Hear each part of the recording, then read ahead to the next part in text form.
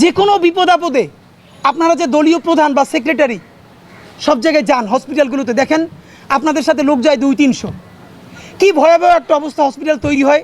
আপনাদেরকে হসপিটালাররা কিছু বলতে পারে না, কেউ কিছু বলতে পারে না, আপনারা শোডাউন দিয়ে আসেন। একদিকে বিএনপি যায়, একদিকে জামাত যায়, একদিকে অন্য পার্টি যাবে। আপনাদেরকে একটা বিনীত অনুরোধ করি, এখন যদি নাও যায় তাহলেও আবার একটা রাজনৈতিক দলের সমস্যা আছে। জনগণ বলবে মানুষ মরে গেছে, বিএনপি যায় নাই, মানুষ মরে গেছে, জামাত যায় না, এনসিপি যায় না, আছে তারাও জ্বালায়। তো আমরা বরং জনতার একটা অনুরোধ করি, জনতার তরফ থেকে রাজনৈতিক দলেরও বলি, এখন থেকে যত এইরকম আমাদের বড় কোনো বিপর্যয় ঘটবে, ভলান্টিয়ারিং করার জন্য আপনারা বাইরে আপনাদের প্রশিক্ষণপ্রাপ্ত কর্মী দেন, বাইক সার্ভিস দেন, অন্যান্য সাপোর্ট দেন। প্লিজ আপনারা যারা উপরের শ্রেণীর নেতৃবৃন্দ, আপনারা হসপিটালে প্রথম দিকে ঢুকেন না, পুরো চেইন অফ কমান্ড হসপিটালের ভেঙে পড়ে। আরে ভাই, আইসিইউতে ঠেইলে পর্যন্ত 20 জন চলে যায়। আইসিইউতে ইনফেকশন হইলে আপনার তো এই দায় নেওয়া লাগবে, কিন্তু ডাক্তাররা ভয় আপনাদেরকে বলতে পারে না। তা আমরা রাজনৈতিক আপনাদেরকে অনুরোধ করি, জনগণ বিপর্যয় হইলে আর রাজনৈতিক দলরে বলবেন না তোমরা কেন যাও না। পারলে হ্যাঁ, জামাতকে একটা ধন্যবাদ জানাই, জামাত দেখেছি 50 লাখ টাকা তারা এই ফান্ডে দিয়েছে। এবার বিএনপির বলবো আপনারা এখানে 1 কোটি টাকা দেন, অন্যান্য দল বলবো আপনারা 2 কোটি টাকা দেন। এই কাজগুলো করেন, ভলান্টিয়ার দেন, টাকা দিয়ে সাহায্য করেন। প্লিজ হসপিটালে আপনারা শোডাউন দিয়েন না। আপনাদের মাধ্যমে এই খাতের সর্বশেষ কথা, না খেয়ে হলেও, একবেলা খেয়ে হলেও আমাদের অত্যাধুনিক সামরিক সক্ষমতা বাড়াইতে হবে।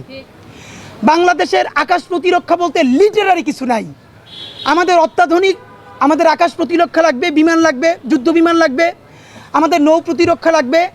যদি আপনারা কোনো করাপশন ছাড়া, দুর্নীতি ছাড়া প্রমাণ করতে পারেন, মানুষকে বুঝাইতে পারেন যে আমরা এখন সব থেকে বড় যুদ্ধ বিমানগুলো কিনবো, কিন্তু 1 টাকাও দুর্নীতি করব না, আমরা বলতেছি বাংলাদেশের স্বাধীনতা, সার্বভৌমত্ব এবং এর জমিনকে বাঁচানোর জন্য আমরা যখন জীবনই দিয়ে দিতে চাই, তখন একবেলা না খাইয়া হইলেও আমরা আমাদের সামরিক খাতকে বিশ্বের শ্রেষ্ঠ সামরিক খাতের একটা বানাইতে চাই। কিন্তু আপনাদেরকে প্রমাণ করতে হবে, বিমান বাহিনী, সেনাবাহিনী, নৌবাহিনীকে, যে আমরা যুদ্ধ বিমান কিনতে গিয়া হাজার হাজার কোটি টাকা করাপশন করব না। এইটা আপনাদেরকে প্রমাণ করতে হবে। আপনাদের মাধ্যমে সর্বশেষ বলতে চাই, আমাদের যেই ভাইয়েরা শহীদ হয়েছেন, এখন আহত আছেন, বিমান বাহিনী আপনাদের আগের অফিসাররা হাজার হাজার কোটি টাকা মাইরে খাইছে, ওই টাকাগুলো উদ্ধার করেন।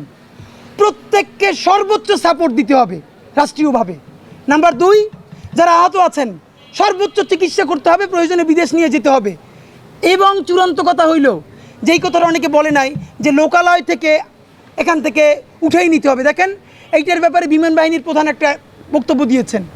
তিনি বলেছেন বাংলাদেশের গুরুত্বপূর্ণ যে অফিস আদালত, যেগুলো বহির্শত্রুর আক্রমণ যদি ঘটে কোনো দিন, সাথে সাথে সিকিউর করতে হলে এইখানে এই ঘাঁটি লাগবে। চিটাগাং থেকে, যশোর থেকে আইসা সেটা রক্ষা করতে পারবে না। এখন আমরা ইতিমধ্যে জেনেছি, নিশ্চিত না, আপনাদের মাধ্যমেও জানতে চাই, ঠিক স্কুলের যে বিল্ডিংটা, এই পাতটা নাকি বিমানের এই চলার পাত, এইখানে এই বিল্ডিংটা নাকি বৈধ ছিল না। আমরা আপনাদের মাধ্যমে নিশ্চিত হতে চাই, মিডিয়ার ভাইয়েরা প্লিজ আপনারা অনুসন্ধান করেন যে হাসিনার আমলে আসলেই ভিন্ন কোনো লেনদেনের মাধ্যমে জোর করে এই বিল্ডিংটা করা হলো কিনা। তাহলে এই স্কুল কর্তৃপক্ষকেও দায় নিতে হবে, কেন তারা জোর করে এখানে এই ভবন বানাইলো। আর অবশ্যই বাংলাদেশের বিমান প্রতিরক্ষা, আপনারা মানুষ তো মারছেন, এই পাইলটটার জীবন গেল, এইরকম ভাঙ্গারি জিনিস আপনারা কেমনি একজন উঠেই দেন ভাই? অ্যাক্সিডেন্ট তো ঘটতেই পারে, কিন্তু তাই বলে এরকম পুরনো মডেলের জিনিসকে আপনারা উঠাবেন? এই ব্যাপারে চূড়ান্ত কথা, অতি দ্রুত এইটার সাথে জড়িতদের বিচার করতে হবে, সকলকে ক্ষতিপূরণ দিতে হবে, এবং যারা আহত তাদের সর্বোচ্চ চিকিৎসার ব্যবস্থা করতে হবে।